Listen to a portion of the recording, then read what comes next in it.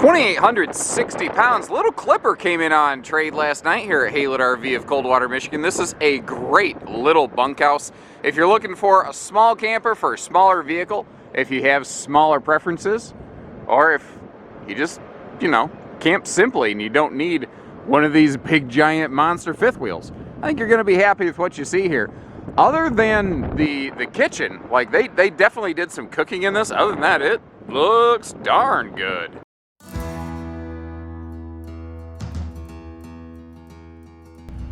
Now this is a pretty common layout. Basically everybody who builds small campers built one of these, but I'll give them credit. Clipper is really one of the original driving forces behind the resurgence of the small 7-foot wide kind of compact body camper series. That concept largely died out in the Fleetwood RV days of way back when. Now, way back when sounds like, the year was 1920, oh, but that's not what I'm getting at all.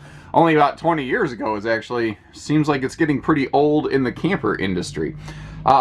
Clipper was one of the first ones to come out with something small, light, basic, inexpensive like this. A lot of other brands had followed suit, and I'm glad to see it. I think it's something that we need in the marketplace.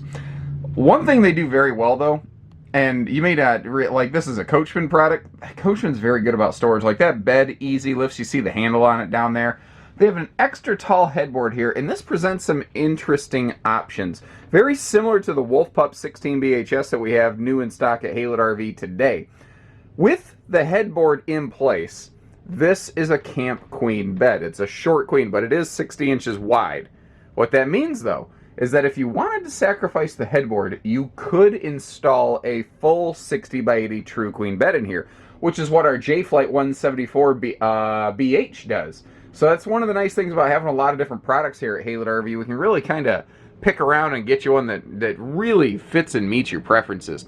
Now, I mentioned storage. There's a lot of it in here, and I kind of want to start up top by getting all that open for you. And it's also a nice little classy touch on the Clipper team, putting the overhead struts on these overhead doors so that you don't have to juggle them open with your head, which, as a person who's balding, I don't think a lot of people realize how much protection hair provides for your head. Ever since my hairline started receding, I have found I nick and smack and crack my head on stuff all the time. Because you don't realize that your hair, it acts like an early warning system. Which, by the way, those poof ball winter hats? Those were developed by the Navy specifically for submarine type, people, so that they weren't hitting their head on stuff all the time. So, hair kind of does the same thing. But you didn't know we were going to get naval history here in an RV tour today. But hey, you never know where they're going to go when Josh the RV Nerd's behind the camera.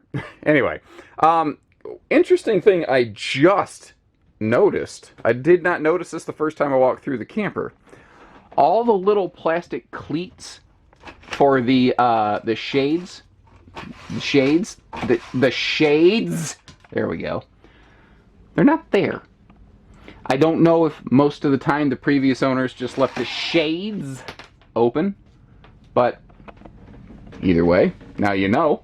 That's an easy thing to replace, obviously, and since the screw holes are there, you know right where to put them.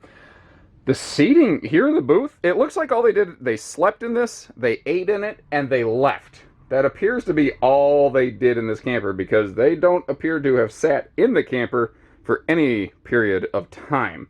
They swapped this out for a 26-foot no-slide bigger Catalina bunkhouse, so they were happy in the Coachman family, just decided to upgrade. Now you can see how the table's free floating. I love this. As a long-legged person, I love being able to slide that table around. It's also, less inclined to crack my knees. Not to mention you can just kick it outside for picnic time. Now, just to give you an idea, if we fold that down, you can see that can become an extra sleeping space, which is very, very handy, obviously. But most of the time, you've got that front bed, you've got the dual bunks over here that are 300-pound rated, which is up to snuff with a Jayco, which is nice to see. So this thing has some really, really good sleeping capacity. Now, we've taken a peek at some of the storage. I want to go through the kitchen over here, but the RV's not level right now, and a lot of these doors keep wanting to swing closed on me. And an interesting note, this one really surprised me. That is a residential 110 electric only refrigerator, meaning not propane, not 12 volt, not really off-grid friendly. I don't believe the RV even has an inverter for it. So this fridge basically needs to be plugged in, or you need a small generator. It's just, and it looks to have been factory installed that way. I thought that was just an interesting decision on behalf of the design team. I know that it's a much, much less expensive refrigerator, and truth be told, that's the biggest reason residential refrigerators found their way into the RV industry in the first place. They are vastly less expensive than a two-way fridge. But in cases like this, they really can restrict what you do with the RV. Now this is kind of cool over here. The kitchen of this is still set up. Let me get fingers on there. There we go. This is why I usually take a second to have the magic wavy line come across the screen so you can see, you know, all the storage without me fussing with this stuff. But like I said, right now the RV is not level, so you see how it'll just magically alakazam close itself. But look at all this. Look at all this. Like I said, I'll give them credit. They beat everybody else making a floor plan like this in storage. They really, really packed it up. One thing I really like about this is over here. It's kind of like our master control panel. I thought that was a really interesting place for the TV hookup. If I changed one thing on this RV personally, I'd have put the TV up here. And that's actually exactly where the wolf pups do it that we carry here at Haylett's. But at the same time, I don't think it's that big of a deal, because this is not a camper most people are going to buy with the idea of, I'm going to sit in here and watch the Super Bowl, you know. But what I was getting at, just a handy overhead light switch. Now you've got individual click lights down lower, but our overhead main cabin lights all on one switch, which I think is really cool. And I also just noticed that even that light up there in the bunk, so like all ceiling mounted lights are included in there. That's interesting. You don't usually see that. I have no view of it, positive or negative either way. Just thought it was kind of interesting. Up top here, we see just a vent. It's not a power vent. Thankfully, there is a light right there. If you really, really, really needed a power vent, it wouldn't be hard to kind of upgrade and update that. Ceiling skylight over here, and this is a 6.5 foot tall interior ceiling. So I could stand in the shower with my head in the bubble as a person who's 6'2 or 6'3. Other than that, though, the bathroom is just the facts, ma'am. It is just straightforward simplicity. Although we do like, again, having a switch on the wall for the lights. Just nice touches like that. Very handy, too, if you got little kids, so you don't have to do the lights for them at night. Now, she came in late last night, like I said, so I came in early this morning to get it. In the direct sunshine, this thing looks absolutely awesome. Beautiful white skin. And if you get up here, you see that there's kind of like some charcoal, gray, and then just some deep navy accents, just for a little bit of pop and third dimension. And it looks really good together. Now, I've mentioned this in a few other videos, but trivia time. What's the dog's name from Coachmen? There really is one. Yeah, and it is a male, not a female. Maybe I'll give you that kind of hint right there. Not that that necessarily narrows it down much, but wow, wow, wow! Look at that. Massive pass-through compartment in this thing. Like I said, I will give him credit. Clipper was really one of the ones responsible for the resurgence of this market segment. And storage. Ooh, they know how to do it. You know what else is a nice touch? That double entry step instead of a single. Now, in today's world where we have like a lot of the wolf pup stuff with the stable steps that flip down, those are dual steps. The two steps are, more common.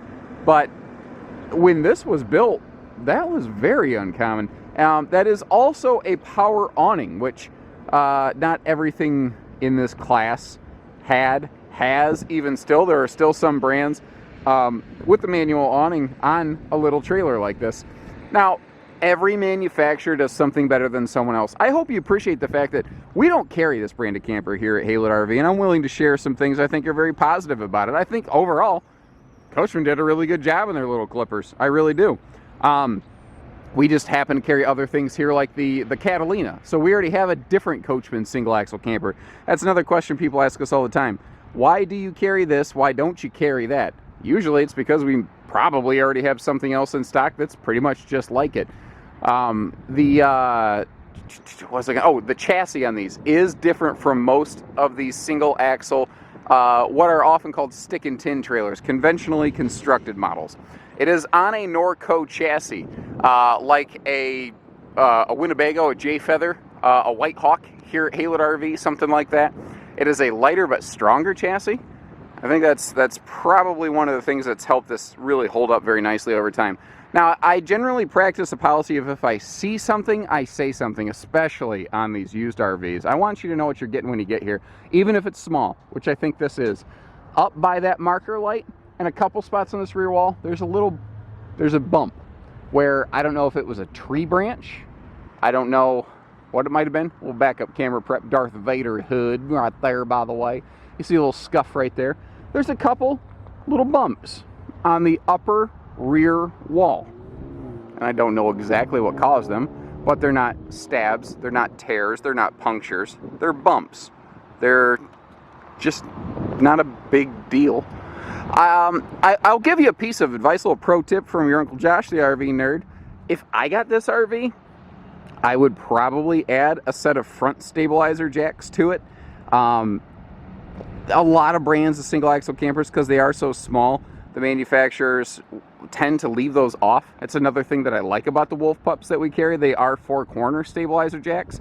You don't necessarily need it on a little trailer like this, but it'll help. It'll really help take a lot of that wiggle jiggle out of the camper when you get there, especially if the kiddos are bouncing around at night. Because up front at your master bed, it's the wiggliest part of the camper. So having a couple stabilizer jacks right there, you'll sleep a lot better at night too. So give us a call if you like what you see here. Take care, stay safe, have fun, and happy Haylett camping, everyone. Good morning to you.